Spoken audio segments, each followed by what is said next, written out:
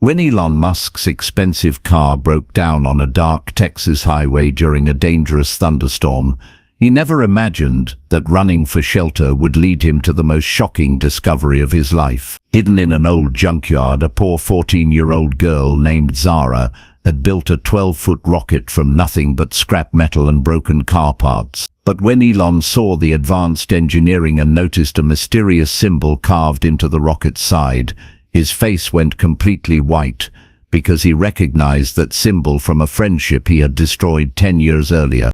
But who was this brilliant girl, and how was she connected to Elon's most painful regret? And what happened next that was so incredible it would inspire millions of children around the world to believe their impossible dreams could come true? Before we dive into this amazing true story, make sure to hit that like button and comment below where you're watching from. I love hearing from viewers all around the globe. Now let's discover how one stormy night changed everything. The first drops of rain hit Elon Musk's windshield like tiny bullets. He turned up the radio, hoping the weather report would say the storm would pass quickly. Instead, the announcer's voice crackled through the speakers: severe thunderstorm warning for East Texas. Heavy rain and dangerous lightning expected for the next 3 hours. Elon sighed and pressed harder on the gas pedal. He was already 2 hours late for his meeting in Houston. The investors would not be happy.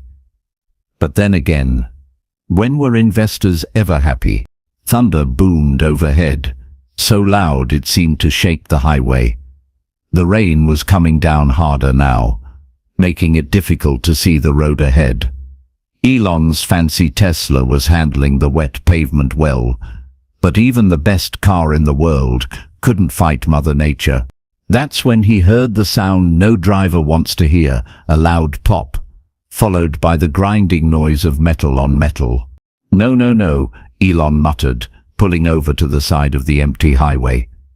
The car slowed to a stop and warning lights flashed across the dashboard like a Christmas tree.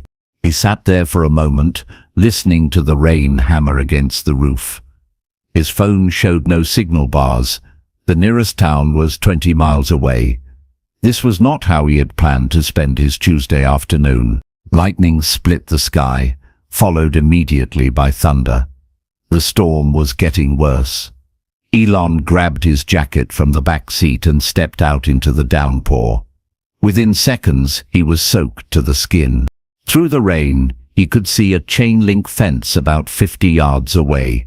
Behind it, dark shapes loomed in the distance. Old cars, maybe some buildings. It looked like a junkyard, but any shelter was better than standing on the highway in a lightning storm. Elon jogged toward the fence, his expensive shoes splashing through puddles. The gate was held shut with a rusty chain, but the chain was loose. He squeezed through the gap and found himself in what was definitely a junkyard. Piles of old cars stretched out in every direction. Some were stacked 3 high, their windows broken and doors hanging open like mouths.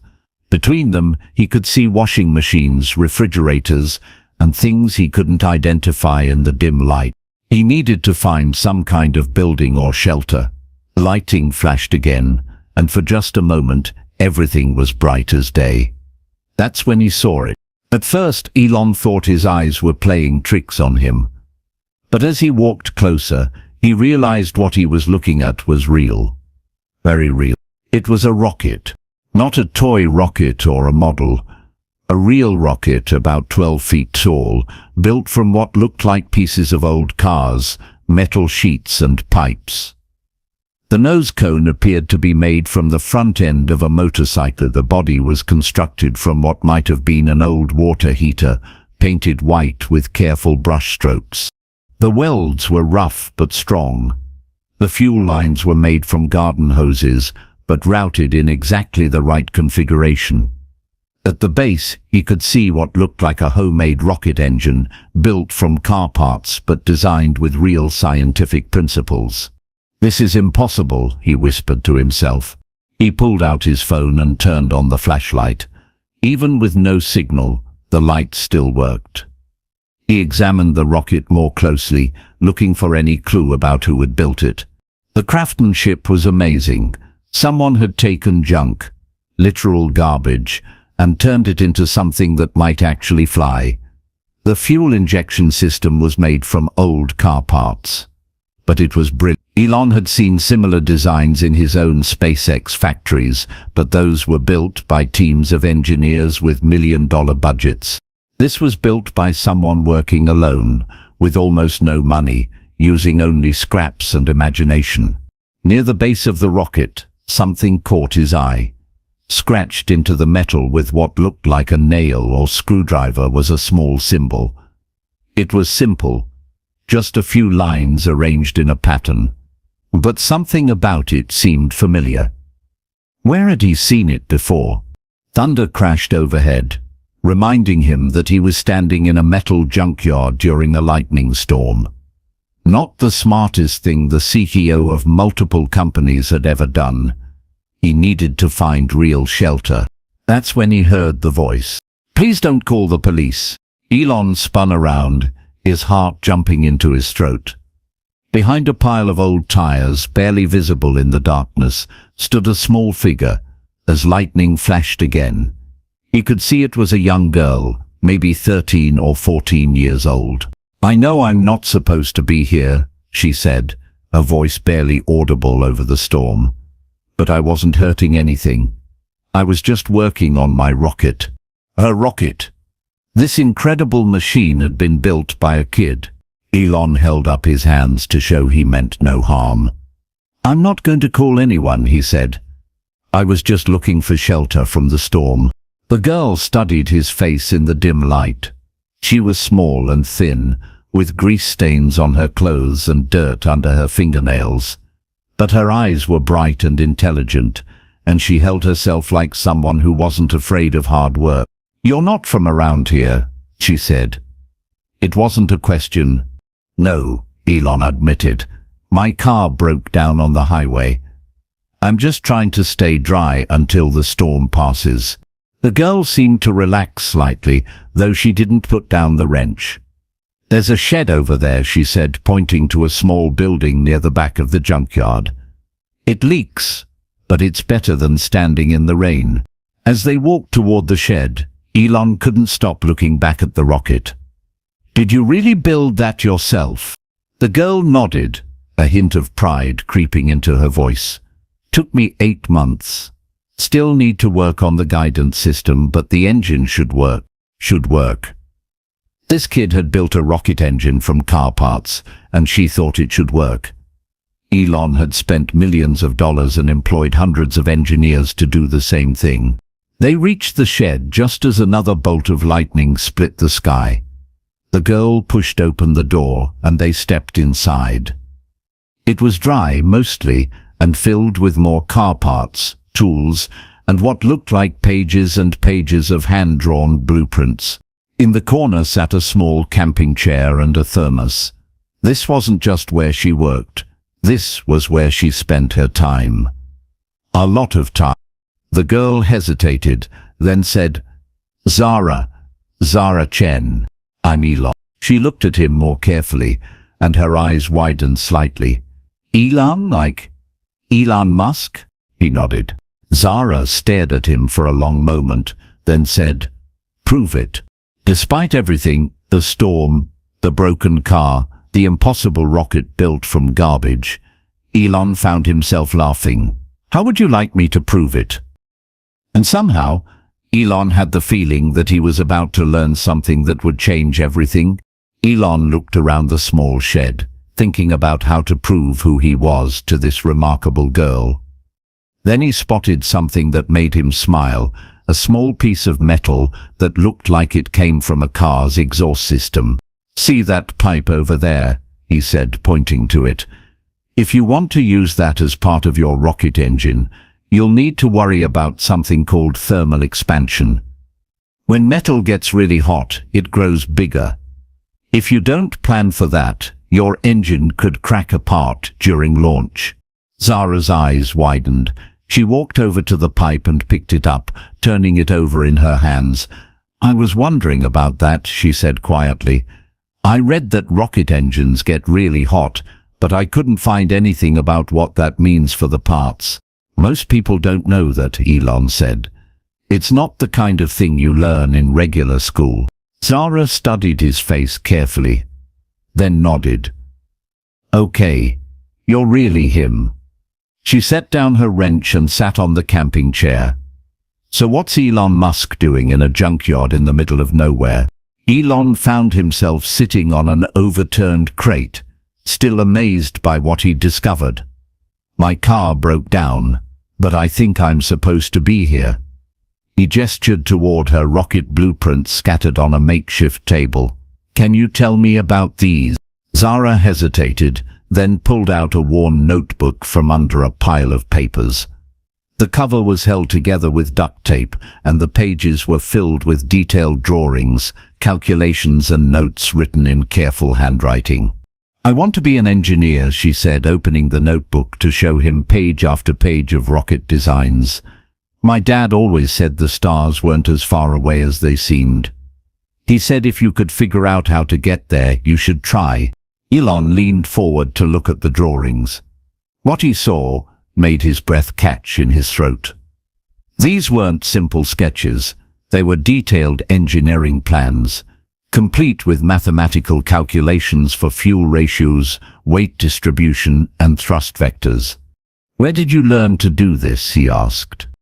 She flipped to a page showing her fuel efficiency calculations. Elon stared at the numbers, checking her math in his head. It was correct. Not only correct, but elegant.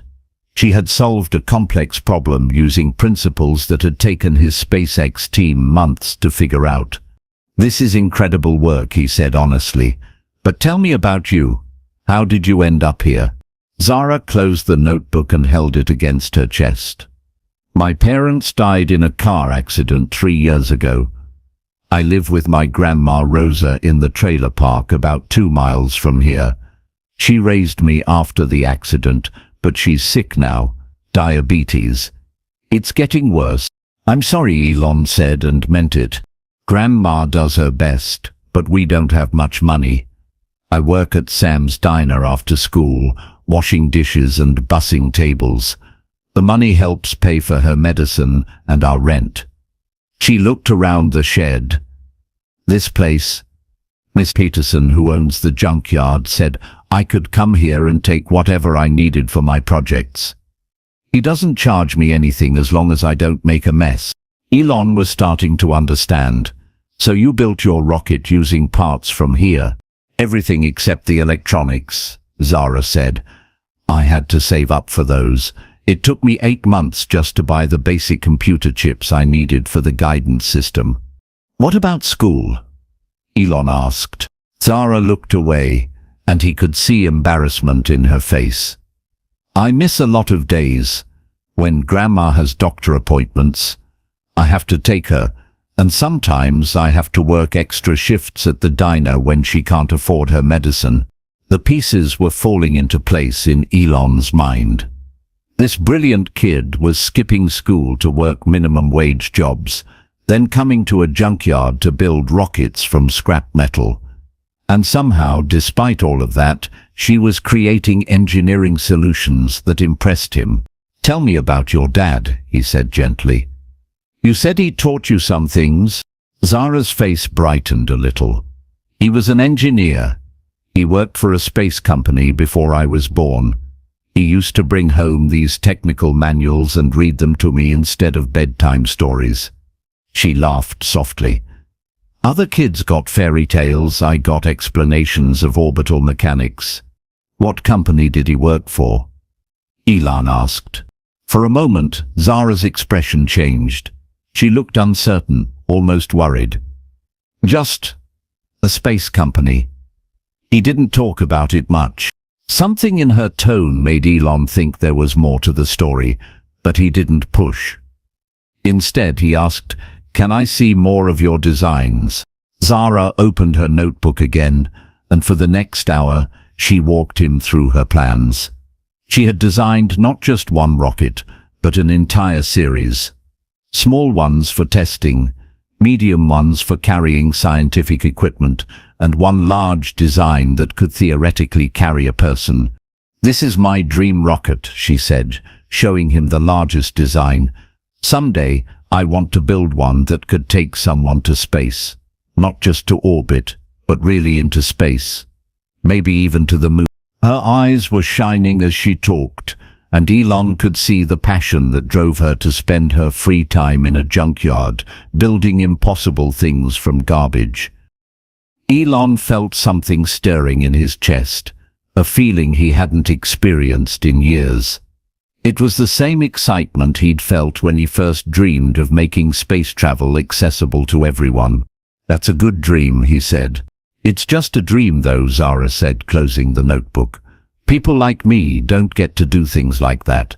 We're too busy just trying to survive." Thunder rumbled overhead, but it sounded more distant now. The storm was moving away. Soon, Elon would need to figure out what to do about his broken car. But he found himself not wanting to leave. He looked around the shed again, taking in the organized chaos of parts and plans. This girl had created a workspace that would make many professional engineers jealous. She had vision, skill, and determination. What she didn't have was opportunity. "Zara," he said carefully, "what if I told you that people like you are exactly the ones who should be doing things like that?" She gave him a look that was part hope and part disbelief. "Easy to say when you're Elon Musk. Actually, it's not," Elon said. "When I was starting out, a lot of people told me I was crazy. They said a guy who made money from internet companies couldn't possibly build rockets. They said I'd never compete with the big aerospace companies. But you had money," Zara pointed out. "You could afford to fail." "Money helps," Elon admitted, "but it's not the most important thing.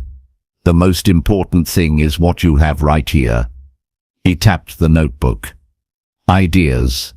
Solutions. The ability to see problems differently than everyone else. As he said it, he realized he was looking at something extraordinary. Not just a talented kid, but someone who might be brilliant enough to change the world. Someone who was already changing it, one piece of scrap metal at a time. The rain had stopped completely now.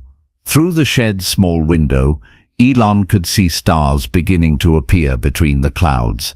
"I should probably check on my car," he said, but he didn't get up. "Mr. Musk?" Zara said, "Can I ask you something?" "Sure. Why do you really do this? Build rockets, I mean. Is it for the money?" Elon thought about the question. It was something reporters asked him all the time, but hearing it from Zara made it feel different. More important. "When I was a kid," he said, "I used to look up at the stars and wonder if we'd ever get there. Really get there. Not just visit for a few days. I wanted humans to become a spacefaring species. I still..." "Because it's necessary," Elon said. "Earth is our cradle, but we can't stay in the cradle forever. If we want humanity to survive and thrive, we need to spread out among the stars." Zara nodded thoughtfully. "My dad used to say something like that. He said space wasn't about escape, it was about hope." Something about the way she said it made Elon look at her more closely. "Your dad sounds like he was a wise man." A memory flickered at the edge of Elon's mind, something about a failed space startup, brilliant engineers who had to find new jobs when their company couldn't get funding. But the details were fuzzy, buried under years of meetings and deals and launches. Zara shook her head. "He didn't like to talk about work stuff, but sometimes I found papers in his study. Technical documents, design plans, stuff like that." She hesitated, then said, "There was always this symbol on everything, like a signature but not a name." "What kind of symbol?" Zara picked up a piece of wire and bent it into a simple pattern, the same pattern Elon had seen scratched into her rocket. The pattern he was sure he'd seen before but couldn't quite place. "That symbol," Elon said slowly. "You put it on your rocket." "It was his," Zara said. I wanted to carry a little piece of him with me when I launch. As Elon stared at the bent wire in Zara's hands, a strange feeling settled over him. The symbol was familiar, more familiar than he wanted to admit. But the memory stayed just out of reach, like trying to remember a dream. But as he walked toward the door, one thought kept echoing in his mind. What if meeting Zara wasn't an accident? What if there was a reason his car had broken down in front of this particular junkyard, on this particular night? What if the past he'd tried to forget was finally catching up with him? Elon didn't sleep much that night. After a tow truck finally came to get his car, he spent hours in his Houston hotel room staring at the ceiling, thinking about Zara and her rocket. But mostly, he thought about that symbol. He had seen it before. He was sure of it. But every time he tried to remember where, the memory slipped away like smoke. The next morning, instead of heading to his rescheduled meeting, Elon found himself driving a rental car back toward the junkyard. He told himself he just wanted to check on Zara, to make sure she was okay. But deep down, he knew there was more to it than that. He stopped at a hardware store first, then an electronics shop, and finally a grocery store. By the time he pulled through the gap in the junkyard fence, his car was loaded with supplies. Elon found Zara exactly where he expected, in the shed, hunched over her rocket with a broken smartphone in one hand and some tangled wire in the other. She was trying to connect the phone to what looked like a homemade circuit board. Zara jumped, nearly dropping the phone. "Mr. Musk, I didn't think I'd see you again. I brought you some things," he said, gesturing toward his car. "And please, just call me Elon." Zara followed him outside and watched in amazement as he started unloading boxes. Real tools, screwdrivers, wire strippers, a soldering iron and a multimeter. Electronic components in neat packages. Fresh fruits and sandwiches. "I can't accept all this," she said, but her eyes were fixed on the tools. "Think of it as an investment," Elon said. "I want to see what you can build with proper equipment." For a moment, Zara just stared at everything. Then she picked up the multimeter and held it like it was made of gold. "I've wanted one of these for months," she whispered. "What were you trying to do with the phone, Elon?" Zara's cheeks turned red. "I was trying to make a guidance system. The phone has an accelerometer and a gyroscope. That's the part that knows which way is up. I thought maybe I could program it to help steer the rocket." Elon nodded approvingly. "That's actually brilliant. Smartphone sensors are surprisingly good, but you'll need the right software to make it work." "I know," Zara said. "I've been trying to learn programming from library books, but it's hard without a computer to practice on. What if I told you there was an easier way?" Elon pulled a tablet computer from one of the boxes. "This has programming software already installed, and it's connected to the internet so you can access better tutorials." Zara's hands were shaking as she took the tablet. "I can't. This is too much." For the next hour, they worked together on her rocket. Elon was careful not to take over. Instead, he asked questions that helped Zara figure out solutions herself. "What happens if the wind pushes your rocket off course?" he asked. "The guidance system should correct for that," Zara said, then frowned. "But I'm not sure how to program it to respond fast enough. What do you think would happen if the correction was too big?" Zara thought about it. "It would overcorrect, swing too far the other way." "Exactly, so how do you prevent that? Make smaller corrections more often?" Zara said, then her face lit up, like a feedback loop. "Now you're thinking like an engineer," Elon said. As they worked, Elon learned more about Zara's life. Her grandmother Rosa had raised her alone after the accident, working 2 jobs until her diabetes made it impossible. Now Rosa was mostly housebound, relying on Zara for everything. "I worry about her when I'm at school," Zara said, carefully soldering a connection. Sometimes she forgets to check her blood sugar. Sometimes she forgets to take her medicine. Is that why you miss school? Elon asked gently. Zara nodded. I know education is important, but Grandma is more important. She's all I have left. The love in her voice was clear, but so was the exhaustion. This 14-year-old girl was carrying responsibilities that would challenge most adults. What do you do at the diner? Elon asked. Wash dishes mostly. Sometimes I bus tables or help in the kitchen. Mr. Sam pays me under the table since I'm not old enough for a real job. It's not much money, but every bit helps. Elon watched her work as she talked. Her hands were steady and sure as she connected wires and tested circuits. She had the kind of natural engineering instinct that couldn't be taught.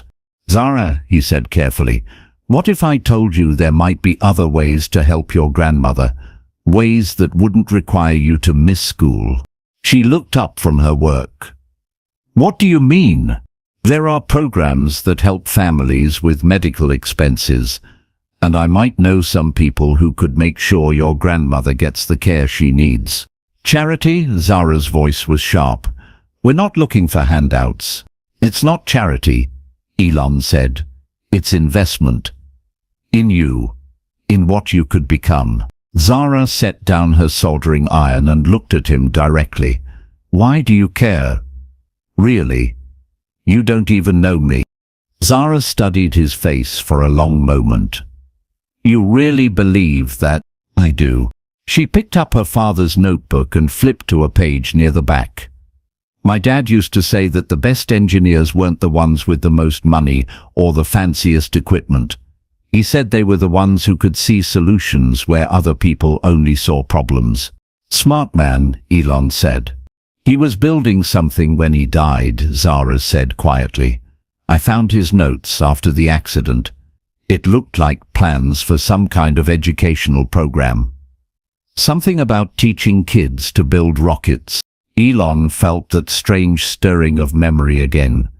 Do you still have those notes? Some of them.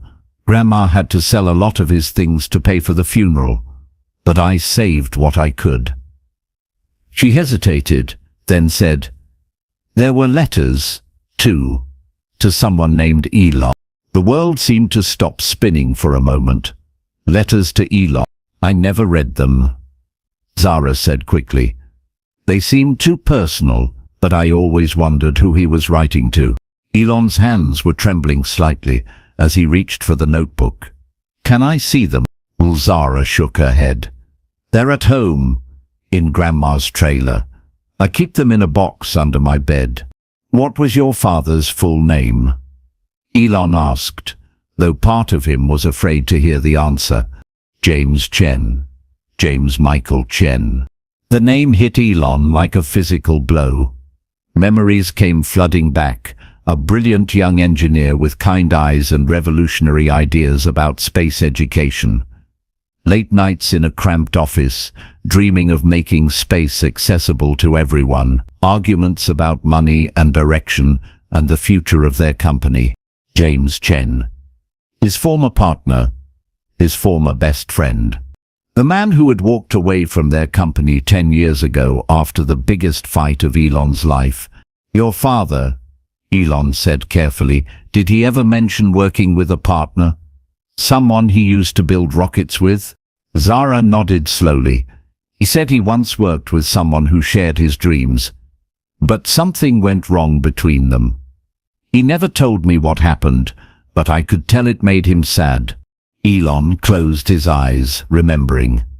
The last conversation he'd had with James had been full of angry words and hurt feelings. James had wanted to focus on education and inspiration. Elon had been obsessed with commercial success and rapid expansion. Neither of them had been willing to compromise. And then, 3 years later, he was gone. Dead in a car accident, along with his wife, leaving behind a daughter who was now building rockets from junk in his memory. Are you okay? Zara asked. You look like you've seen a ghost. In a way, he had. The ghost of a friendship he'd destroyed, the ghost of dreams they'd shared, the ghost of the man whose brilliant mind had helped create the foundation for everything Elon had built afterward. "I'm fine," he managed to say. "Just thinking about your father's educational program idea. It sounds interesting," but he wasn't fine. He was staring at the daughter of James Chen, watching her build rockets with the same passion and brilliance her father had possessed. And she had no idea that the man sitting beside her had once been her father's closest friend and biggest disappointment. "The guidance system is working now," Zara said, turning back to her rocket. "Want to see?" Elon watched as she activated the tablet and showed him the program she'd written. It was elegant and functional, exactly the kind of solution James would have been proud of. "It's perfect," Elon said, and meant it. As the afternoon wore on, they continued working together.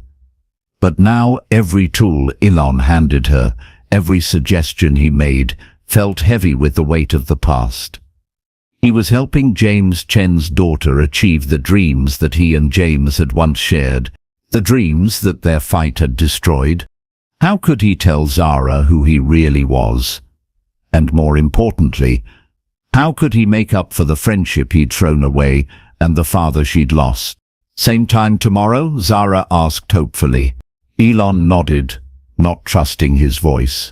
As he drove away from the junkyard, he could see Zara in his rearview mirror, still working on her rocket under the glow of a battery-powered lantern. James Chen's daughter building impossible things from scraps, just like her father had taught her. The past wasn't just catching up with him anymore. It was demanding that he finally make things right. 3 weeks had passed since that first stormy night in the junkyard.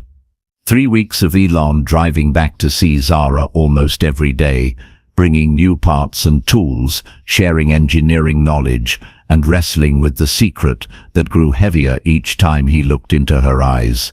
Today was different. Today they were going to find out if Zara's rocket could actually fly. She had built a smaller test version using Elon's materials combined with her scrap metal creativity. It stood 4 feet tall in the middle of the junkyard clearing, white and silver in the Texas morning sun. The guidance system was installed, the fuel tank was full, and the engine had been tested on the ground 3 times. "Are you nervous?" Elon asked, checking the remote control system one more time. Zara wiped her sweaty palms on her jeans. "Terrified," she admitted. "What if it doesn't work? What if all this time I've just been fooling myself? Then we learn something and try again." Elon said. "That's what engineers do." But he was nervous too, not just about the rocket, but about what success might mean. If Zara's design worked, it would prove she had inherited her father's brilliant mind. It would also prove that James Chen's dreams of inspiring young engineers could still come true. A small crowd had gathered to watch the test. Word had spread through the nearby trailer park that someone was launching a rocket today. Kids pressed against the junkyard fence, their faces full of wonder. A few adults had come too, including an older woman in a wheelchair, who Elon guessed must be Rosa, Zara's grandmother. Among the kids was a boy about Zara's age, with kind eyes and an encouraging smile. He had been there every day for the past week, helping Zara with small tasks and asking intelligent questions about the engineering. "That's Marcus," Zara had told Elon. "He's my best friend. He believes in this project even more than I do sometimes." Now Marcus was holding a video camera, ready to record everything. "For history," he had said with a grin. Elon found himself thinking about James Chen again. James would have loved this moment, a young person about to test her first rocket, surrounded by a community that believed in her dreams. This was exactly the kind of educational inspiration James had always talked about. Ground control to rocket pilot. Marcus called out, making everyone laugh. "Are we ready for launch?" Zara looked at Elon. "What do you think? Is everything ready?" Elon checked the wind speed meter, looked at the clear blue sky, and examined the launch setup one more time. Everything looked perfect. The weather is good. The rocket looks solid. The guidance system is working. He paused, then smiled. I think your father would be proud. Something in his voice made Zara look at him more carefully. You talk about my dad a lot, like you knew him personally. Elon's heart skipped a beat. This was dangerous territory.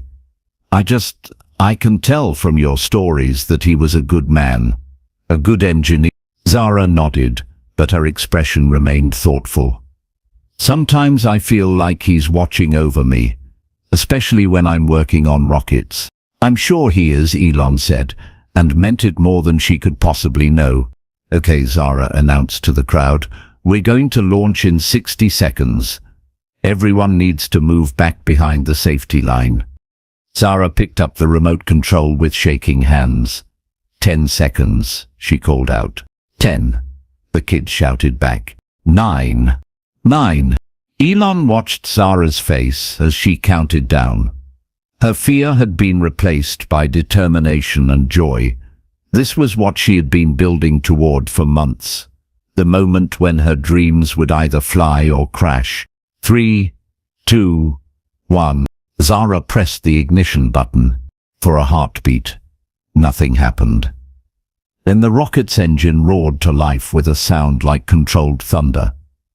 White smoke billowed from the base as the small craft lifted off the ground. The crowd erupted in cheers. Kids jumped up and down, pointing at the rocket as it climbed higher and higher. Marcus whooped with joy while keeping the camera steady. Even the adults were clapping and shouting. But Elon only had eyes for Zara.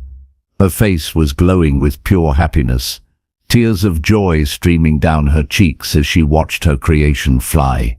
It works, she shouted over the noise. It actually works. The rocket reached its peak altitude. Elon estimated about 500 feet, then deployed its parachute exactly as planned. The small craft drifted gently back toward Earth, landing safely in an empty area of the junkyard. Everyone ran toward the landing site, laughing and celebrating.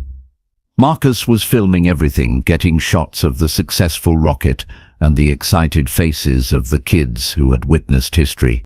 That was amazing, one little girl said to Zara. Can you teach me to build one too? Someday, Zara promised, still beaming with pride. As the crowd began to disperse, Elon noticed that Zara kept looking at her phone. She had been filming too, he realized, recording every moment of her triumph. For my dad, she said simply. I know he can't see it, but somehow this feels like sharing it with him. Later, as they examined the recovered rocket for damage, Marcus pulled Elon aside. Can I ask you something? The boy said, Sure. Marcus glanced around to make sure Zara couldn't hear them. I've been doing some research about you online, about SpaceX and your early companies. A chill ran down Elon's spine. No? I found some old articles about a company called Stardream Aerospace. It was started by two engineers about 15 years ago. One of them was named James Chen. Elon's hands went still on the rocket parts he was examining. Marcus continued. The article said the company had some revolutionary ideas about space education and affordable rocket technology. But then it closed down after the partners had some kind of disagreement. Marcus, Elon said carefully, what are you getting at? James Chen died in a car accident 3 years ago, Marcus said, watching Elon's face closely. He left behind a daughter named Zara. The two of them stared at each other in the Texas heat. Marcus was smarter than Elon had given him credit for. And now this 14-year-old boy knew the secret that Elon had been carrying for weeks. Are you going to tell her? Marcus asked. Before Elon could answer, Zara called out from across the junkyard. Hey, come look at this. The engine performed even better than I calculated. Elon looked at Marcus, then at Zara, who was crouched beside her rocket with a proud smile on her face. Not yet, he said quietly to Marcus, but soon. She deserves to know the truth. Marcus nodded.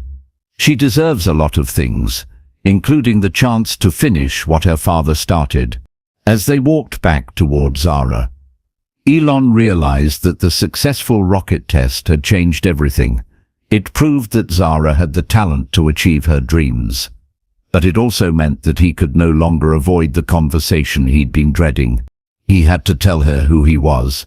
He had to tell her about James. And he had to find a way to make up for the friendship he'd destroyed and the father she'd lost. "Look at this," Zara said excitedly, pointing to the engine nozzle. "The thrust pattern is exactly what I predicted. We could scale this up to a much larger rocket." "Actually," Elon said, his decision made, "I have something important to talk to you about. About scaling up, about opportunities, about your future, and about your father." He thought but didn't say. Zara looked up at him expectantly, trust and hope shining in her eyes. Elon took a deep breath. It was time to reveal the plan he'd been forming, a plan that would give Zara everything she deserved, but would also force him to confront the past he'd been running from. "What if I told you," he said slowly, "that there was a way for you to honor your father's memory while building the future you've always dreamed of?" But as Rosa's wheelchair approached them across the uneven ground, Elon noticed something wrong.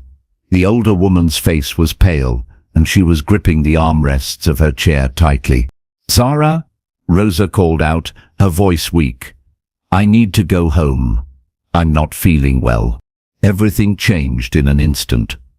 The celebration stopped. The future would have to wait, because sometimes life has its own plans, and they don't always match the dreams we're trying to build. The hospital waiting room smelled like disinfectant and worry. Zara sat in a plastic chair, her hands clasped tightly in her lap, staring at the doors that led to the emergency room. She still had grease under her fingernails from working on the rocket that morning. It seemed like a lifetime ago. Rosa had collapsed in the junkyard just 20 minutes after Zara's successful rocket test. One moment she was smiling and clapping, the next she was slumped in her wheelchair, barely conscious. Marcus had called 911 while Elon helped get Rosa into the ambulance. Now they were all waiting to hear if she was going to be okay.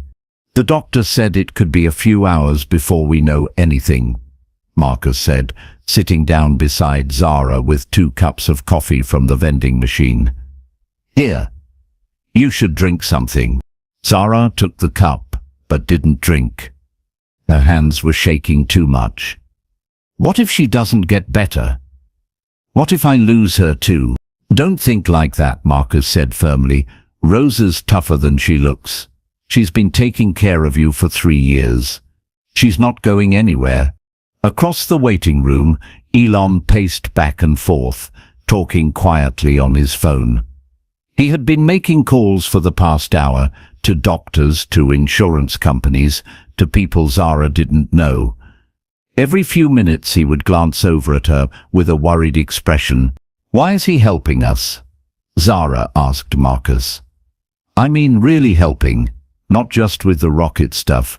He's been talking to doctors about Grandma like we're his family." Marcus looked thoughtful. "Maybe because he cares about you. Maybe because he sees something special in what you're doing. Or maybe there's something he's not telling us," Zara said quietly. Before Marcus could respond, Elon finished his call and walked over to them. His face was serious but not panicked, which Zara took as a good sign. "I talked to the doctor," he said, sitting down across from them.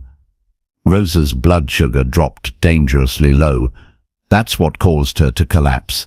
They're getting it stabilized now, but she's going to need to stay overnight for observation. "Is she going to be okay?" Zara asked. "The doctor thinks so. But Zara, we need to talk about her medical care. The diabetes is getting worse, and she's not managing it properly. She needs better medication and regular checkups." "We can't afford better medication," Zara said, her voice barely above a whisper. "We can barely afford the cheap stuff. What if I told you that money doesn't have to be the problem anymore?" Elon said carefully. Elon leaned forward in his chair. I want to offer you something. A full scholarship to MIT. Early admission starting this fall, plus a paid internship at SpaceX during summers and breaks. The words hung in the air like smoke. Zara stared at him, not sure she had heard correctly. Are you serious? Marcus asked, completely serious. Zara, what you did today with that rocket proves that you have one of the most brilliant engineering minds I've ever encountered. You could be designing spacecraft that take humans to Mars. You could be solving problems that haven't even been invented yet. But what about Grandma? Zara asked. I can't just leave her. That's the other part of the offer, Elon said. I want to set up a medical trust fund for Rosa. The best doctors, the best treatment, everything she needs to manage her diabetes properly. She'll never have to worry about medical bills again. Zara felt like the world was spinning around her. Why would you do that? What do you want from me? There's no such thing as free, Zara said, echoing something Rosa had taught her years ago. Everything costs something. What's the real price? Elon was quiet for a long moment. When he spoke, his voice sounded different, older, sadder. The price is that I need to tell you something about your father. Something I should have told you weeks ago. Marcus straightened in his chair. Zara felt her heart start to beat faster. What about my dad? Before Elon could answer, a doctor in green scrubs emerged from the emergency room doors. Family of Rosa Chen. They all stood up. That's us, Zara said quickly. Your grandmother is stable now, the doctor said with a smile. The insulin is working and her blood sugar levels are back to normal. She's asking to see you. Relief flooded through Zara like cool water. Can I see her now? Of course. Room 230, but just for a few minutes. She needs rest. As they walked down the hospital hallway, Zara's mind was racing. Rosa was going to be okay. That was the most important thing. But Elon's offer kept echoing in her head. MIT, SpaceX, a medical trust fund for Rosa, and whatever secret he was keeping about her father. There's my rocket scientist, she said with a weak smile. I heard your test was successful. It was amazing, Grandma, Zara said, taking Rosa's hand. The rocket flew perfectly, just like Dad's design said it would. Rosa's expression changed slightly when she saw Elon standing behind Zara and Marcus. She studied his face for a long moment, and something flickered in her eyes. You look familiar, she said to him. Have we met before? Elon shifted uncomfortably. I don't think so, ma'am. I'm Elon Musk. I've been helping Zara with her rocket project. Elon, Rosa repeated slowly, as if she was testing the name. James used to talk about someone named Elon. Someone he worked with a long time ago. The room went completely silent. Zara felt Marcus tense beside her, and she saw Elon's face go pale. Grandma, Zara said carefully, what did Dad say about this Elon person? Rosa closed her eyes, as if she was trying to remember. He said they used to be partners, best friends even. They had big dreams about space and rockets and teaching children to reach for the stars. She opened her eyes and looked directly at Elon. But something went wrong between them. James never told me what, but I could see it hurt him. He said his partner chose money over dreams. Rosa, Elon said quietly. You're him, aren't you? Rosa interrupted, her voice stronger now. You're the Elon that James used to talk about. The friend who broke his heart. Is that true? She asked Elon. Did you know my father? Elon's shoulders slumped, as if he was carrying a tremendous weight. Yes, he said simply. James Chen was my business partner 15 years ago, and my best friend was. Zara's voice was sharp. We had a fight, Elon said. A terrible fight about the direction of our company. James wanted to focus on education and inspiration. I wanted to build a commercial space business as quickly as possible. Neither of us would compromise. So you threw away your friendship over money? Marcus asked, his voice angry. I was young and stupid and convinced I was right, Elon said. James left the company. We never spoke again after that day. And 3 years later, he was dead, Zara finished, her voice hollow. The room was quiet except for the beeping of Rosa's monitors. Zara stared at Elon as if she was seeing him for the first time. So all of this, she said slowly, the help with my rocket, the tools, the scholarship offer, it's all guilt money. You feel bad about fighting with my dad, so now you want to help his daughter to make yourself feel better. That's not... Elon started. That's exactly what it is. Zara stood up, her chair scraping against the floor. You destroyed your friendship with the most important person in my life, and now you think you can buy your way back into feeling good about yourself. Zara, please, Rosa said weakly. Let him explain. But Zara was already heading for the door. I don't want to hear explanations. I don't want your guilt money or your scholarship or your trust fund. She paused at the doorway and looked back at Elon. My father built his whole life around the idea that space exploration should inspire people and bring out the best in humanity. If you were really his friend, you would have understood that.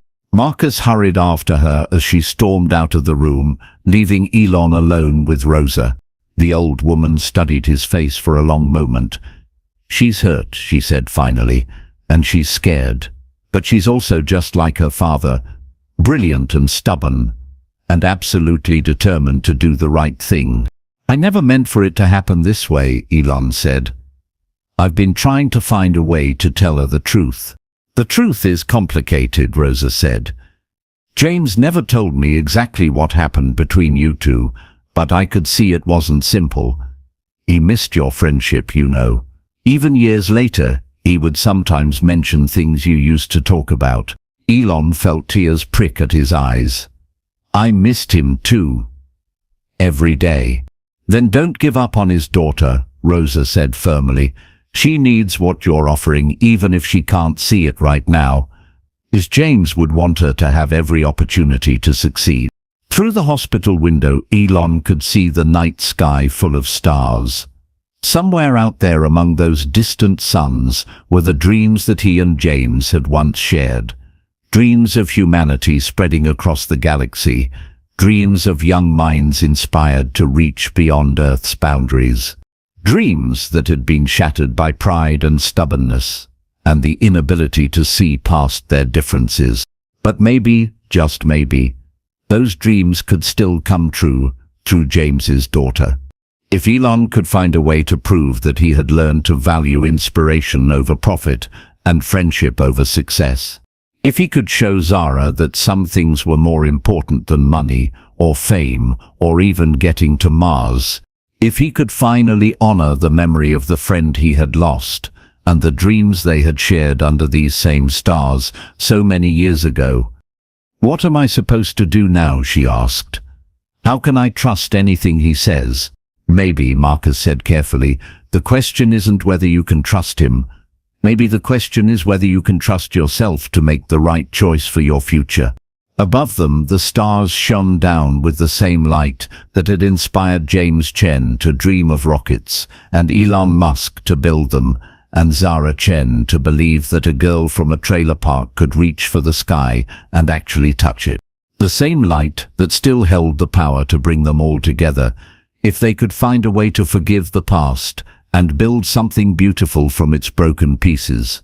2 days passed before Zara would even look at Elon again. She spent those days at the hospital, helping Rosa recover and thinking about everything she thought she knew about her life. Marcus visited both days, bringing homework from school and updates about the rocket.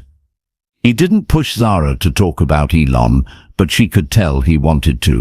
The video of your rocket test has been shared online, he said on the second day. People are calling it incredible. Some reporters even want to interview you. I don't want to talk to reporters, Zara said, adjusting Rosa's blanket. I just want things to go back to normal. What's normal? Marcus asked gently. Before Elon showed up, you were building rockets alone in a junkyard and worrying about how to pay for Grandma's medicine. Zara knew he was right, but she wasn't ready to admit it. She was still too angry, too hurt by the feeling that she had been lied to for weeks. On the third day, Rosa was cleared to go home. As they were packing her things, she looked at Zara seriously. "I need to tell you something about your father," she said. "Something I probably should have told you years ago." Zara stopped folding clothes and sat on the edge of the hospital bed. The fight between James and Elon wasn't just about business. Rosa continued. It was personal. They were like brothers, those two. They had known each other since college. When their company started to succeed, they both had different ideas about what success should look like. "Elon told me Dad wanted to focus on education," Zara said. "Your father believed that the most important thing they could do was inspire young people to love science and engineering.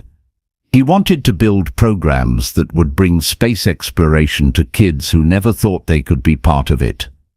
Rosa's voice was soft with memory. "Kids like you."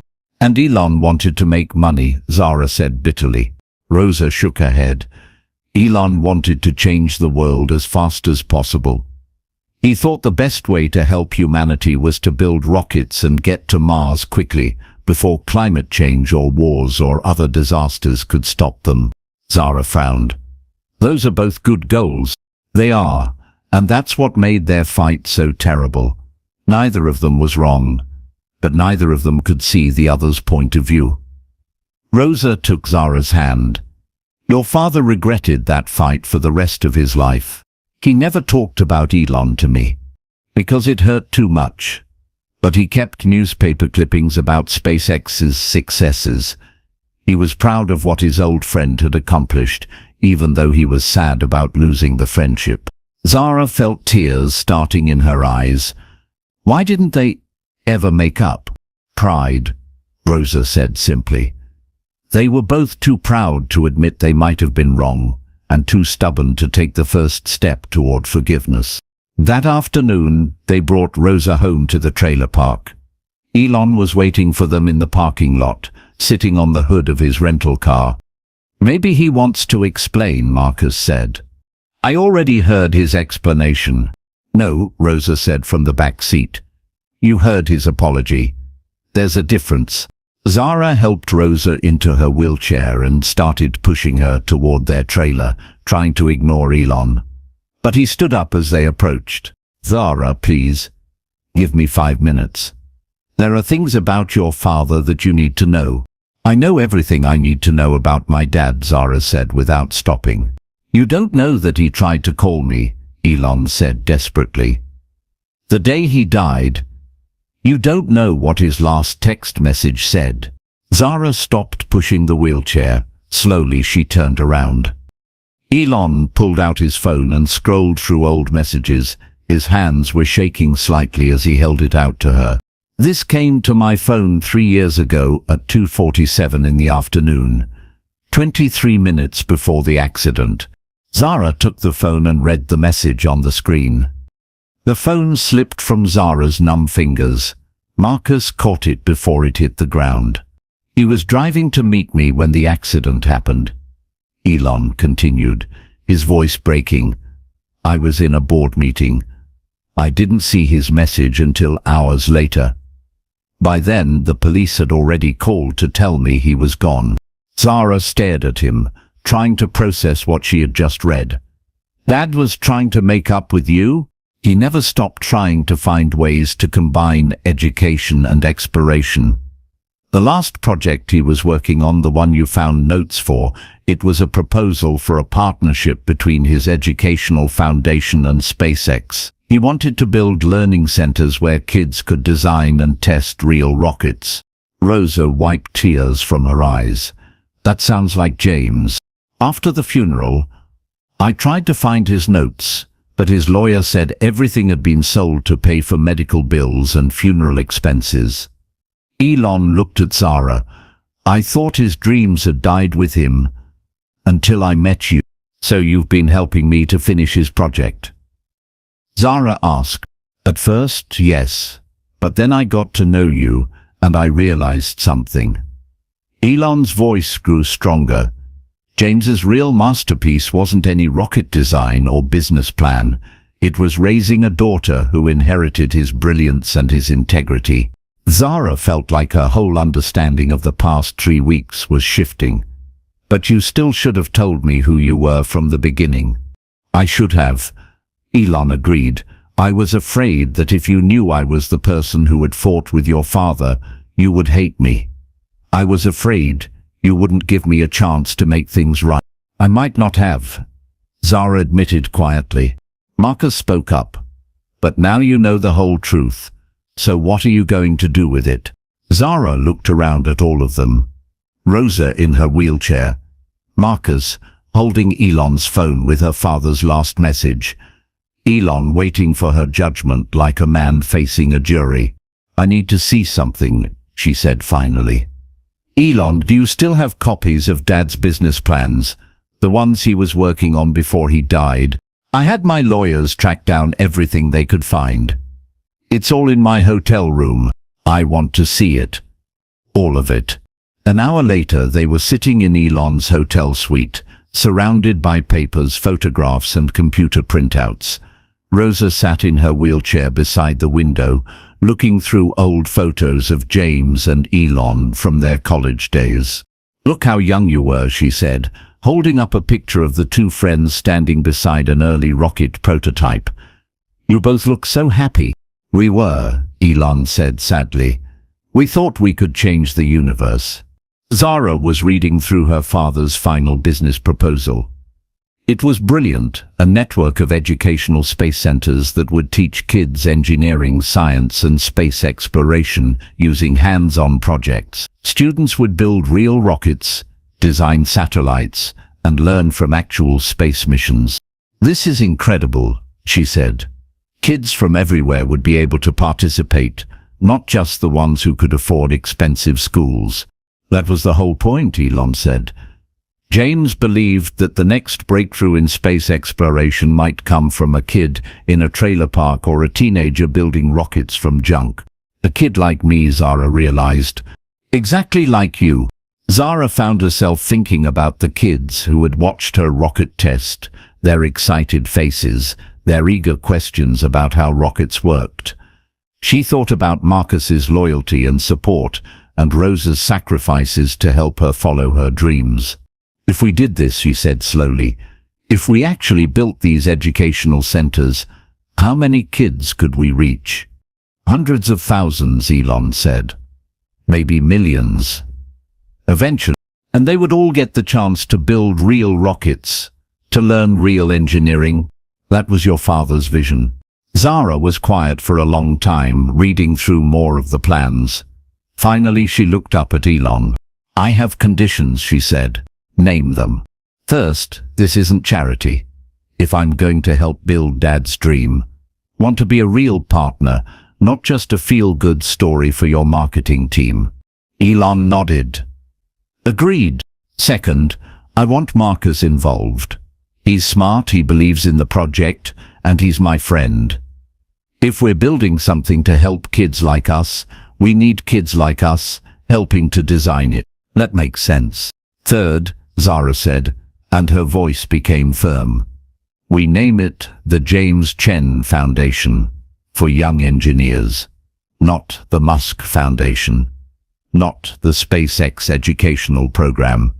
This is Dad's dream, and his name should be on it. I wouldn't have it any other way, Elon said softly. Rosa wheeled her chair over to them. James would be so proud of you both, she said. He always believed that the best solutions come from people working together instead of fighting each other. Zara looked at the papers spread around the room, her father's dreams finally ready to become reality. Then she looked at Elon, who was waiting nervously for her final decision. There's one more thing, she said. What's that? I want to read Dad's letters to you. The ones I mentioned before. I think it's time I understood their whole friendship, not just the parts that went wrong. Elon's eyes filled with tears. I'd like that too. As the sun set outside the hotel windows, Zara made her choice. She would accept Elon's offer, not because she forgave him completely, but because she believed in her father's dream of inspiring young engineers. And maybe, just maybe, by building something beautiful together, they could prove that even broken friendships could be repaired. That evening, as they drove back to the trailer park, Marcus asked, "So what happens now?" "Now we change the world," Zara said, looking up at the stars through the car window, "the way Dad always believed we could. But first, they had one more test to pass. The biggest test of all. Because tomorrow Zara would have to decide not just whether to accept Elon's partnership, but whether she was ready to leave Texas, leave Rosa, and step into a future that was bigger and scarier than anything she had ever imagined. The future her father had died trying to build. The next morning came too early. Zara woke up to the sound of Rosa making breakfast in their tiny trailer kitchen, humming softly the way she always did when she was thinking hard about something important. "Morning, rocket scientist," Rosa said when Zara stumbled out of her bedroom. "Sleep okay?" "Not really," Zara admitted, sitting at their small table. "I kept thinking about everything that happened yesterday." Rosa set a plate of scrambled eggs in front of her granddaughter. "And what did all that thinking tell you?" "That I'm scared," Zara said honestly. "Yesterday I was just a kid building rockets in a junkyard. Today I'm supposed to help create some huge educational foundation that could reach millions of kids." "Fear is normal when you're about to do something important," Rosa said, sitting across from her. "Your father was terrified the day he started his first engineering job. He called me 3 times that morning asking if he was making a mistake." "What did you tell him?" "I told him that being scared meant he understood how big the opportunity was. Only foolish people aren't afraid of important decisions." Zara pushed her eggs around on her plate. "But what if I'm not smart enough? What if I can't live up to what everyone expects?" Before Rosa could answer, there was a knock on their trailer door. Through the window, Zara could see Elon standing outside holding a manila envelope. Elon looked nervous when Zara opened the door. "I'm sorry to bother you so early, but I couldn't sleep either. I have something that belongs to you." He held out the envelope. "These are your father's letters, the ones he wrote to me but never sent." Zara's hands trembled as she took the envelope. "How did you get these?" "I had my lawyers search through everything from his office that was put in storage. There were dozens of letters, all addressed to me, dating back to just after our fight." Elon's voice was quiet. "I think he wrote them as a way to work through his feelings." Rosa wheeled her chair closer. "James always said writing helped him think clearly." Zara opened the envelope and pulled out a stack of handwritten pages. The first letter was dated just 6 months after James had left their company. "Dear Elon," she read aloud, "I've started this letter 100 times, but I never know how to begin. I'm angry at you, but I miss working with you too. You probably think I'm being stubborn, and maybe I am, but I keep thinking about that kid we met at the science fair last year, the one who built a robot from old computer parts.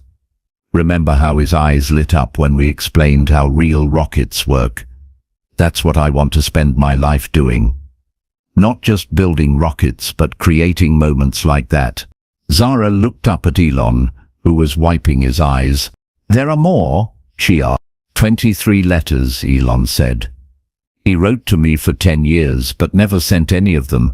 They're all about his ideas for combining education and space exploration." "Listen to this one," she said, finding a letter from 2 years ago. "I've been watching SpaceX's launches with Zara. She asks the best questions, not just how rockets work, but why we need them. Yesterday she asked if poor kids will ever get to go to space, or if it will just be for rich people. I didn't know how to answer her because I don't know if we're building dreams or just expensive toys." "He was worried about the same things you were," Rosa observed. Zara kept reading. I think I was wrong to leave our company. Elon. Not wrong about education being important, but wrong to think we couldn't do both things at once. Maybe making space travel cheaper and inspiring young engineers aren't opposite goals. Maybe they're the same goal approached from different directions. This letter is from just 6 months before the accident, Zara noticed, checking the date. She read more. Zara is 14 now and she's already designing rockets that would impress our old engineering team. But she thinks college is impossible because we can't afford it. She thinks space is something that happens to other people, not people like us. I want to change that. I want to build something that gives kids like her the same opportunities that kids from wealthy families take for granted. Tears were running down Zara's cheeks now. He was thinking about me when he designed the foundation. Keep reading, Elon said gently. The last letter was dated just 1 month before James died. I'm finally ready to call you, old friend. I have a business plan that I think could work, a way to combine SpaceX's technology with educational programs that reach kids everywhere. I've been too proud to admit this, but I need your help to make it happen. Some dreams are too big for one person. They need partnerships, compromises, and the willingness to forgive old mistakes. I hope you'll listen. The trailer was silent except for the sound of Zara crying. She felt like she was reading her father's mind, understanding his thoughts and hopes in a way she never had before. There's one more thing, Elon said quietly. He pulled a small metal object from his pocket. This was in the storage unit too. It was a prototype rocket nozzle, beautifully crafted from aluminum. Etched into its surface was the same symbol that Zara had put on her rocket, her father's signature. He was still designing rockets? She asked. Educational rockets, Elon said. Small ones that kids could build and launch safely. This nozzle design is actually more efficient than some of the ones we use at SpaceX. Rosa reached over and touched the metal surface. He never stopped believing that rockets could inspire people. Zara held the nozzle up to the light, examining her father's craftsmanship. It was perfect, every curve calculated for maximum efficiency, every weld clean and strong. He made this for the foundation, didn't he? She said. According to his notes, it was the prototype for a series of educational rocket kits. He wanted to mass-produce them so schools could afford real rocket programs. Zara looked at the letters spread across their table, then at the rocket nozzle, then at Elon and Rosa. He really did spend 10 years trying to find a way back to your friendship. And I spent 10 years being too stubborn to reach out first, Elon said. But maybe it's not too late. Maybe we can still build what he was dreaming about. We, Zara said thoughtfully. Not just you and me, but all of us. Marcus. The kids from the trailer park, students from everywhere. Exactly. Zara stood up and walked to their small window, looking out at the other trailers and the families getting ready for their days.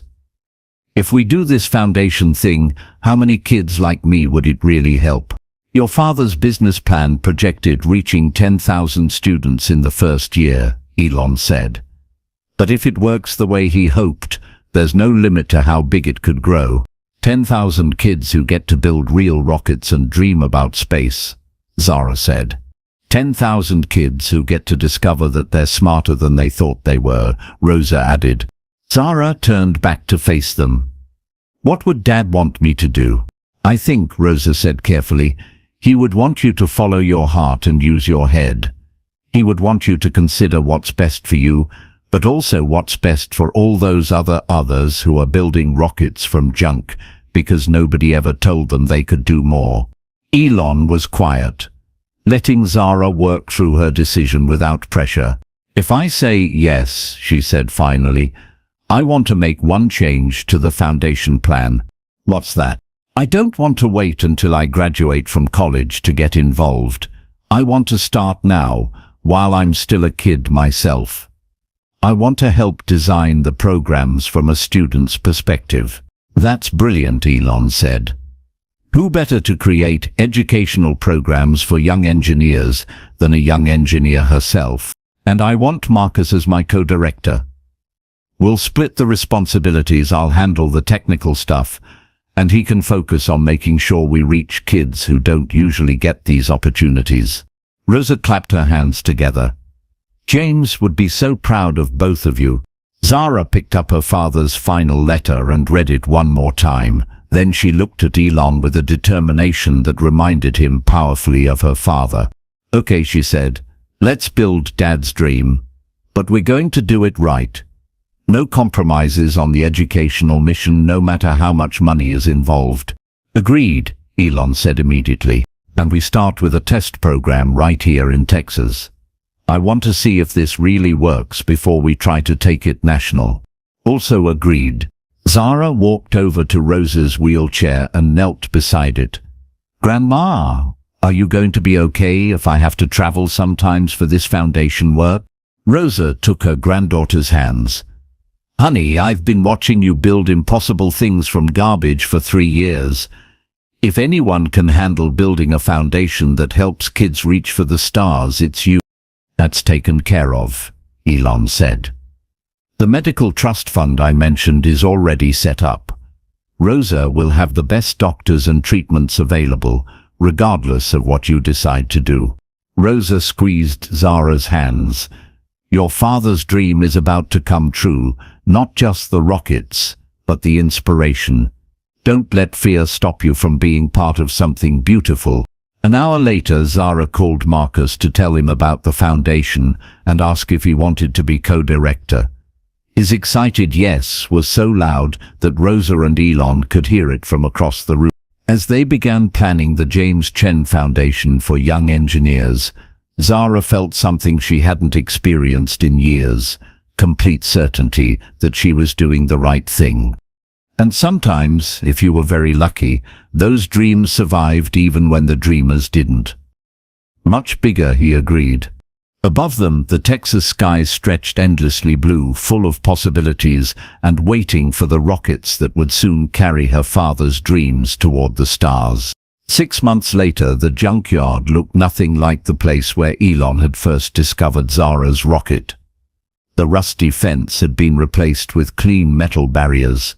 A small control building sat where the old shed used to be. Launch platforms of different sizes dotted the cleared area, and an observation deck provided safe viewing for spectators. But most importantly, it was full of kids. Nervous? Marcus asked, adjusting his brand-new co-director badge as he stood beside Zara on the observation deck. Terrified, Zara admitted, watching the kids make final checks on their rockets. What if this doesn't work? What if we're just raising false hopes? Then we learn something and try again, Marcus said, echoing the words Elon had spoken to her months ago. That's what engineers do. Below them, teams of students worked on 5 different rockets. Each team had spent the past month at the Foundation's temporary facility, learning engineering principles while building their craft from kits based on James Chen's original designs. The rockets were beautiful, not sleek and professional like SpaceX vehicles, but obviously built by young hands with care and enthusiasm. They bore names chosen by their teams: New Horizons, Dream Chaser, Sky Dancer, Star Seeker, and Hope Rising. Rocket team leaders, please report to mission control, Zara announced over the loudspeaker system. 5 teenagers hurried toward the control building, their faces serious with responsibility. Zara remembered being their age and feeling like the weight of the world was on her shoulders. Now she was 16, and the weight felt different, not heavier, but more shared. Welcome to our first official launch day, she said to the team leaders. Before we begin, I want to remind everyone why we're here. She gestured toward a large photograph on the control room wall, James Chen standing beside an early rocket prototype, his face bright with the joy of discovery. My father believed that every kid should have the chance to reach for the stars, not just the kids from wealthy families or expensive schools, but all kids. Today we find out if he was right. One of the team leaders, a 13-year-old girl named Sophia from a small town near the Mexican border, raised her hand. "Miss Chen, what happens if our rockets don't work perfectly?" "Then we still succeed," Zara said firmly. "Because the real goal isn't perfect rockets. It's turning you into engineers and scientists and problem solvers. The rockets are just the beginning." Through the control room windows, she could see the crowd gathering on the observation deck. Rosa was there in her wheelchair, looking proud and healthy. Local news crews had set up cameras to broadcast the event live. And standing slightly apart from the crowd, Elon watched quietly. He had insisted on staying in the background today, letting Zara and Marcus take the spotlight. "This is James's dream coming true," he had said. "And Zara's moment to shine." "Launch control to all teams," Marcus announced over the radio. "We are go for final countdown." The first rocket to launch was New Horizons, built by a team from Houston, led by a boy named David, who reminded Zara of herself at that age, quiet, intense, and absolutely determined to make his rocket fly. "New Horizons, you are cleared for launch," Zara said into her headset. "Roger, launch control. Beginning final countdown." On the big screen in the control room, they could see David's team gathered around their launch platform. The rocket was slender and silver, about 6 feet tall, with hand-painted flames along the sides. 10, 9, 8. The crowd chanted along with the team. Zara held her breath, remembering her own first launch. The fear and hope mixed together. The moment when months of work would either fly or fail. 3, 2, 1. Launch. The rocket ignited with a roar of controlled fire. It shot upward fast and straight, climbing into the blue Texas sky as the crowd erupted in cheers. At exactly the right moment, its parachute deployed, and the craft floated gently back to Earth. "Perfect launch," Marcus shouted over the noise. "New Horizons is a complete success." 4 more rockets followed over the next hour. Dream Chaser performed beautifully, reaching an altitude of nearly 800 feet before deploying its recovery system. Skydancer had a slight problem with its guidance system that caused it to spiral during ascent, but it still reached its target altitude and landed safely. Starseeker was launched by Sophia's team, and Zara watched the young girl's face as her rocket climbed higher than any of the others, almost 1,000 feet before the parachute opened. But it was the final rocket, Hope Rising, that brought tears to everyone's eyes. The team that built it was led by a 15-year-old boy named Jake, whose left arm had been paralyzed in an accident 2 years earlier. He had designed special tools to help him work on the rocket with one hand, and his team had rallied around him to make sure he could participate fully. "Hope Rising, you are go for launch," Zara said. "Thank you, launch control," Jake replied, his voice steady despite the emotion everyone could hear. "This one's for everyone who thinks they can't reach the stars." His rocket was painted bright yellow with blue stripes, and when it launched it seemed to climb forever. The crowd fell completely silent as they watched it rise higher and higher, a golden dot against the endless sky. When the parachute finally deployed and Hope Rising began its descent, the silence broke into the loudest cheer of the day. People were crying, hugging and pointing at the sky, where Jake's dream had just proven that nothing could stop a determined engineer. "All rockets have landed safely," Marcus announced. "The James Chen Foundation's first educational rocket program is a complete success." As the crowd celebrated, Zara found herself thinking about her father. She wished he could see this moment.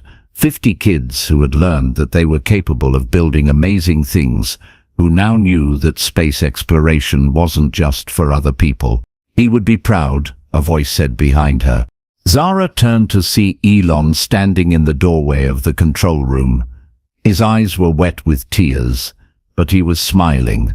He would be proud of all of them, Zara agreed. But I think he would be most proud that we did this together. All of us together, Marcus added, joining them. Students, teachers, engineers, dreamers. Through the window, they watched the rocket teams examining their recovered craft, taking measurements, discussing improvements for next time. Several kids were already sketching designs for bigger, better rockets.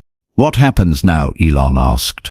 Zara pulled out a tablet and showed him a map covered with red dots. Each dot is a school or community center that wants to start a rocket program. We have requests from all 50 states and 12 other countries. That's incredible, Elon said. It's also terrifying, Marcus admitted. How do we help that many kids without losing what makes this special? Zara had been thinking about the same question for weeks. We start with the kids who helped us today. We train them to become teachers and mentors for the next group. We grow it organically, one community at a time. Like planting seeds, Rosa said, wheeling up behind them. You plant one seed, it grows into a tree that produces more seeds. As the afternoon wound down, the 50 students gathered for a closing ceremony.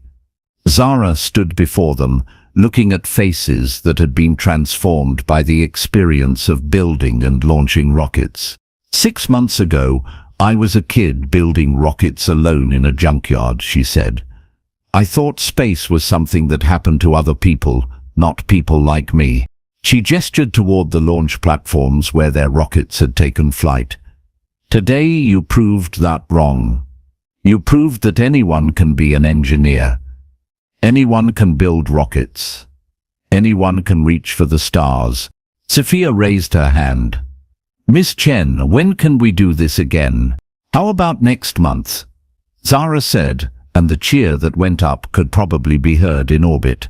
As the sun set over Texas, painting the sky in brilliant oranges and purples, the first students of the James Chen Foundation packed up their rockets and headed home. But they were different now. They carried with them the knowledge that they could build impossible things. That evening, as Zara, Marcus and Elon cleaned up the launch site, they found something that made them all stop and smile. Scratched into the concrete of one of the launch platforms, some student had carved the same symbol that James Chen had used as his signature, the symbol that connected past dreams to future possibilities. Look at that, Marcus said, pointing to the carving. Dad's signature, Zara said softly. Someone remembered. It's not just his signature anymore, Elon realized. It's theirs too. It's the symbol of everyone who believes that dreams can fly.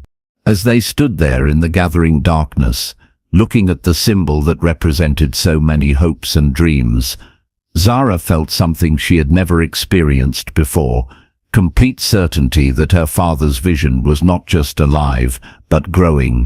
The James Chen Foundation had launched more than rockets that day. It had launched the future, carrying with it the dreams of 50 kids who now knew that the stars weren't as far away as they seemed.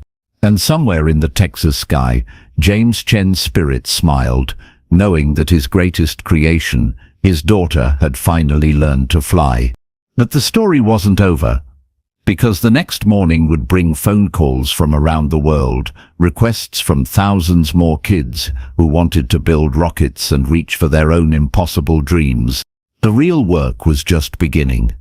1 year later, Zara stood in the same spot where Elon had first discovered her rocket, but the world around her had transformed completely. The old junkyard was now the flagship campus of the James Chen Foundation for Young Engineers, with clean white buildings, multiple launch pads, and a state-of-the-art workshop where kids from around the world came to build their dreams.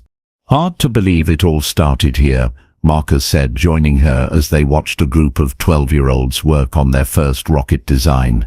Sometimes I miss the simplicity, Zara admitted. Just me, some scrap metal, and a crazy dream. The documentary crew wants to interview you in an hour, Marcus reminded her. They're calling it The Girl Who Changed Space Education. Zara made a face. I hate those titles. It wasn't just me. It was all of us.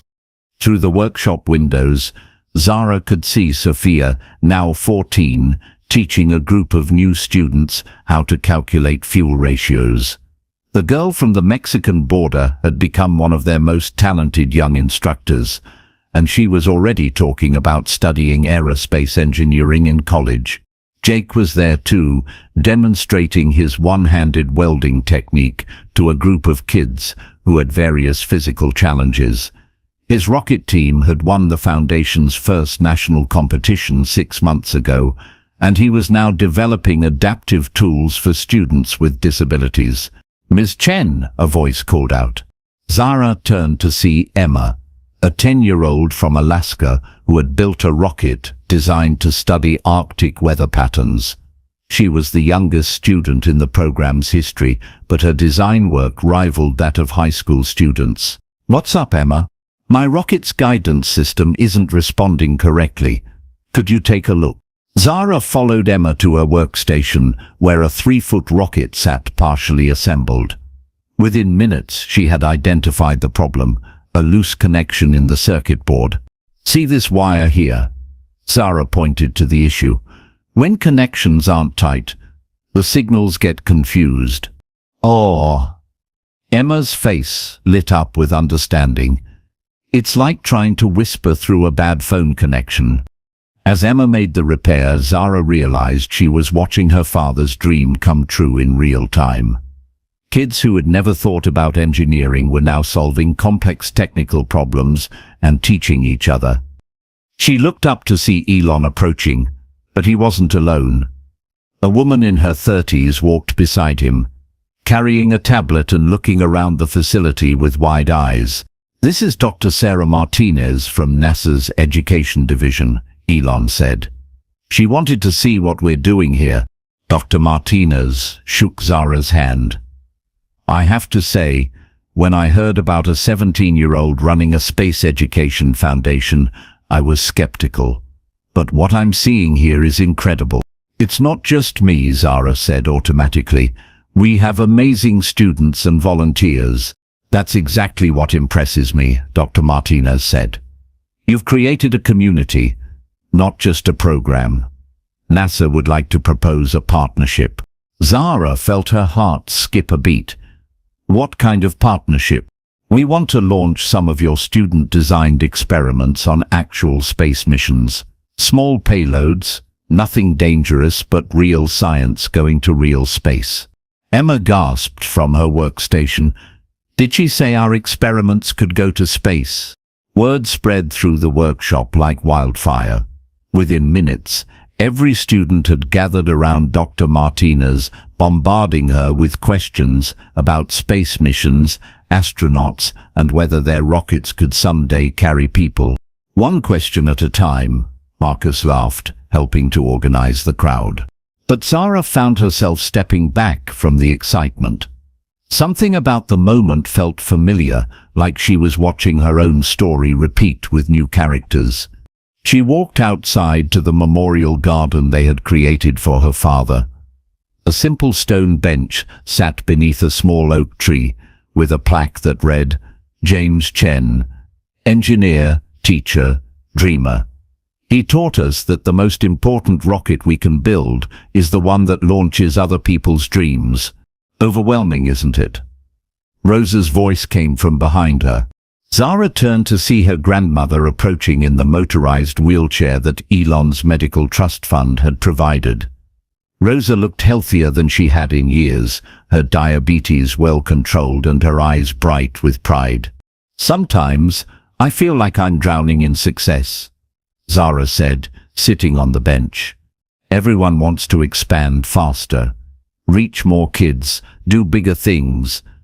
But I'm afraid we'll lose what made this special in the first place." Rosa parked her wheelchair beside the bench. "Your father went through the same thing with his first job. The company wanted him to design bigger rockets, take on more projects, move faster. He was terrified he would make a mistake that would hurt people. What did he do?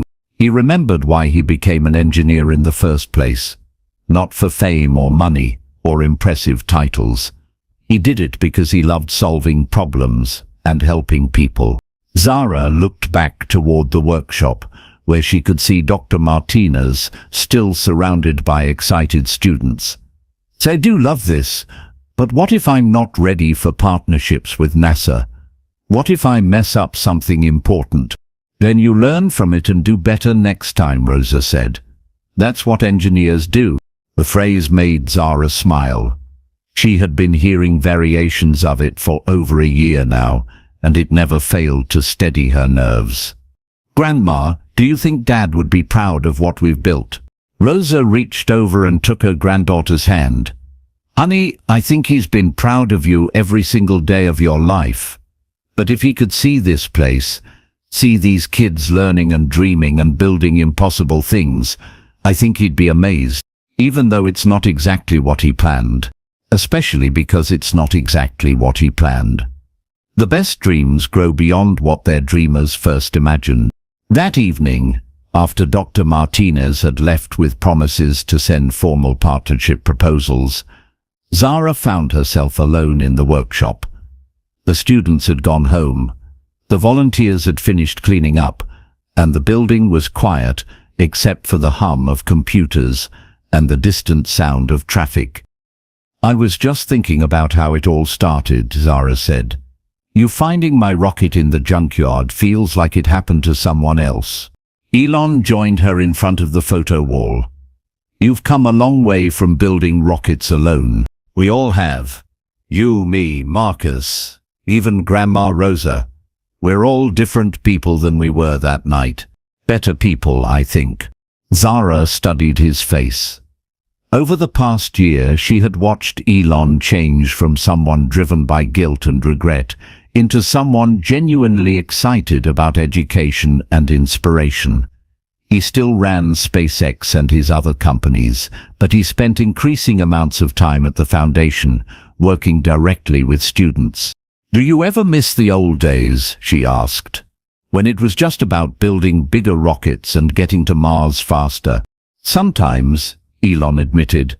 "But then I see a kid like Emma figure out how to solve a problem that stumped me. Or I watch Sophia teach other students with the same passion your father had. And I remember what James always said." "What was that?" "That the most important thing we could do wasn't getting to Mars ourselves. It was making sure there would be a whole generation of engineers smart enough and inspired enough to get us there the right way." They stood in comfortable silence for a moment, looking at the photos of young dreamers who had learned to build their hopes from whatever materials they could find. "The NASA partnership," Zara said finally. "Do you think we should do it? What does your gut tell you?" "That it's what Dad would want. Real space missions for student experiments. He would have been over the moon about that. Then we do it. But we do it carefully, making sure it helps the kids rather than just creating good publicity for NASA." Zara nodded. That sounded like something James Chen would have said. As they prepared to lock up the workshop for the night, Zara noticed something that made her smile. Someone had left a new rocket on one of the workbenches, clearly built by a beginner, with rough welds and uneven paint, but obviously made with enormous care and hope. A note was taped to the side, "For the James Chen Foundation. Thank you for showing me that kids like me can build rockets too. Maria, aged." "There's your answer about the NASA partnership," Elon said, reading the note over her shoulder. "It's not about us anymore. It's about Maria and Emma and Sophia and Jake and all the other kids who are just discovering that they can reach for the stars." That night, as Zara drove home through the Texas darkness, she thought about the journey that had brought her here. It had started with a broken car and a stormy night, but it had become something bigger than any of them had imagined. Her father's dream wasn't just alive, it was growing, spreading, inspiring new dreams in kids around the world. And tomorrow there would be more rockets to build, more problems to solve, and more young engineers discovering that the impossible was just another engineering challenge waiting for the right solution. The work was far from over. In fact, as Rosa had said, it was just beginning. But for the first time since that rainy night in the junkyard, Zara felt ready for whatever came next. She had learned that the biggest rockets weren't the ones that carried cargo to space, they were the ones that carried dreams from one generation to the next. 10 years had passed since that stormy night when Elon Musk's car broke down outside a Texas junkyard. 10 years since he discovered a 14-year-old girl building impossible dreams from scraps of metal and boundless hope. Below her, she could see the main campus where over 500 students worked on projects ranging from small atmospheric rockets to designs for future Mars colonies. The foundation now reached over 2 million young engineers across 73 countries. Dr. Chen, her assistant's voice came through the intercom. The delegation from the International Space Station is here for the ceremony. Zara straightened her blue suit jacket, the same shade as the Texas sky her father had once told her wasn't as far away as it seemed. Today marked a special milestone, the 100th student-designed experiment to be launched into space through their NASA partnership. The experiment being honored today had been designed by twins from rural Kenya who had never seen a computer until they joined the Foundation's program. Their study of plant growth in zero gravity would help future Mars colonists grow food on the red planet. "Send them to conference room A," Zara said. "I'll be right there." She paused at the memorial wall outside her office, where James Chen's photograph smiled down at thousands of pictures from rocket launches around the world. Beside her father's image was a new addition, a photo of Rosa, who had passed peacefully in her sleep 2 years ago, surrounded by the rockets and awards of the young engineers she had helped inspire. "Miss you, Grandma," Zara whispered, touching the glass. The conference room buzzed with excitement when Zara entered. Marcus, now 30 and the Foundation's Director of Global Operations, was deep in conversation with 3 astronauts who had come to present awards to the Kenyan students. "There she is," Marcus said with a grin. "The woman who convinced NASA that kids could design better experiments than some of their PhDs. Commander Sarah Liu." The space station's current leader stepped forward to shake Zara's hand. "Dr. Chen, it's an honor. The student experiments from your foundation have produced some of our most valuable research." "The honor is ours," Zara replied. "Our students dream bigger when they know their work might actually help astronauts." Through the room's windows she could see the main workshop where today's ceremony would take place. Hundreds of students, teachers and families had gathered to celebrate not just the Kenyan twins' success, but the 10th anniversary of the Foundation itself. "Before we begin," Commander Liu said, "I have something special to share." She gestured to her fellow astronauts, who wheeled in a large screen, showing a live video feed from the International Space Station. "This is astronaut Maria Santos. Calling from low Earth orbit," came a voice from space. Zara gasped. It was the same Maria who had left that handmade rocket in their workshop 10 years ago, the 12-year-old girl who had thanked them for showing her that kids like me can build rockets too. "Hi, Dr. Chen," Maria said from space, floating in the station's laboratory module. "I wanted to thank you personally. The James Chen Foundation didn't just teach me engineering, it taught me to believe in impossible dreams." The room erupted in applause. Marcus wiped tears from his eyes as he watched his former student literally floating among the stars. "Maria will be conducting the next student experiment next month," Commander Liu explained. "A study of crystal formation designed by a 15-year-old from Bangladesh." As they made their way to the main ceremony, Zara reflected on the journey that had brought them here. The Foundation had grown beyond anything she and her father had dreamed, but it had never lost its core mission, proving that every child, regardless of background, could reach for the stars. "Ladies and gentlemen," Marcus announced to the crowd, "please welcome the founder and director of the James Chen Foundation, Dr. Zara Chen." As Zara walked to the podium, she saw familiar faces in the audience. Sophia, now a NASA engineer herself, sat with the Kenyan students whose work was being celebrated. Jake had become a professor at MIT. where he taught adaptive engineering and ran the Foundation's college scholarship program. Emma from Alaska was there too, now 20 and working on her PhD in atmospheric science. She had never stopped asking impossible questions and finding brilliant ways to answer them. But it was the newest faces that made Zara's heart swell with hope. Hundreds of young engineers who were just beginning their journeys, their eyes bright with the same wonder she had felt when she first dreamed of touching the stars. 10 years ago, Zara began, I was a kid building rockets from junk, because I thought that's all kids like me were allowed to do. I thought space belonged to other people, rich people, smart people, lucky people. She gestured toward the replica of her original rocket. That rocket taught me something important. The materials don't matter as much as the dream that drives you to build. The audience was silent, hanging on every word. Today we celebrate not just one experiment going to space, but the idea that launched this foundation.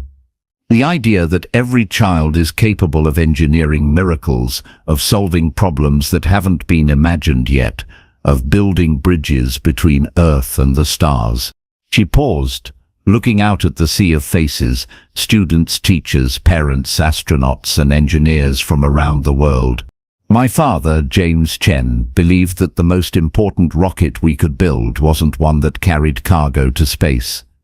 It was one that carried dreams from one generation to the next. Today, I'm proud to say that rocket has carried dreams to every continent, to kids in refugee camps and palace schools, to students who speak dozens of languages but share one universal vocabulary, the language of possibility. The applause was thunderous, but Zara held up her hand. She wasn't finished.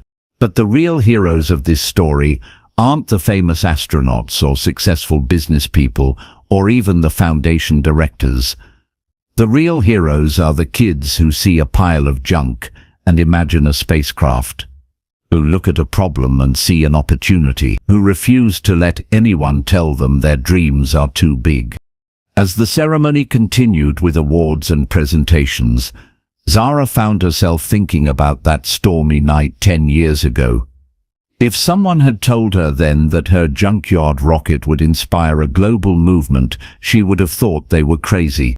But dreams had a way of growing beyond their dreamers' wildest expectations. After the ceremony, as the crowd began to disperse, Zara noticed a small figure lingering near the replica rocket. A girl who couldn't have been more than 10 years old was running her fingers along the painted surface, studying every weld and connection with intense concentration. "What do you think?" Zara asked, approaching the child. The girl looked up with eyes full of wonder. "Did you really build this from garbage? From materials other people had thrown away?" Zara corrected gently. "But there's no such thing as garbage when you're building dreams." "I want to build a rocket too," the girl said quietly, "but I don't know if I'm smart enough." Zara knelt down to the girl's level. "What's your name?" "Luna. My family just moved here from Guatemala." "Luna," Zara said, "let me tell you something my father once told me. The stars aren't as far away as they seem, and neither are your dreams." She stood up and looked around the workshop, where student rockets of every size and design reached toward the ceiling like a forest of possibilities. "Would you like to start building one tomorrow?" Luna's face lit up with the same joy Zara had felt when Elon first offered to help with her rocket. The same joy that had launched 1,000 dreams and would launch 1,000 more. "Really?" Luna asked. "Really," Zara promised. "That's what we do here. We help dreamers build their dreams." As the sun set over Houston, painting the sky in brilliant oranges and purples, Zara stood in the empty workshop surrounded by the tools and materials that would help Luna and countless others reach for their own impossible dreams. On the wall, James Chen's photograph seemed to smile down at his daughter and the legacy she had built from the fragments of his own broken dreams. Outside, the Texas sky stretched endlessly above them, still full of possibilities, still waiting for the next generation of young engineers to look up and wonder, what if? And in workshops and classrooms and junkyards around the world, children were already building their answers, one rocket at a time, one dream at a time, one impossibility at a time. The stars, as James Chen had always said, weren't as far away as they seemed. Sometimes they were as close as a 10-year-old girl's imagination and a pile of scrap metal, waiting to become something beautiful. Sometimes they were as close as the dreams we dare to build. What an incredible journey we've witnessed, from a stormy night in a Texas junkyard to a global movement that's inspiring millions of young dreamers to reach for the stars. Zara's story proves that no dream is too big when you have the courage to build it, piece by piece. I'd love to know where you're listening from. Drop a comment below and tell me which part of this amazing story inspired you the most. If this story touched your heart like it did mine, please hit that like button to help spread this message of hope and possibility to others who need to hear it. Don't forget to subscribe to our channel. We're here to spread kindness and share stories that remind us all that extraordinary things can happen to ordinary people. Your support helps us reach more hearts and minds with these uplifting tales. And speaking of inspiration, make sure to click on the video appearing on your screen right now for another incredible story that will remind you why dreams are worth fighting for. Until next time, keep building your dreams, no matter what materials you have to work with.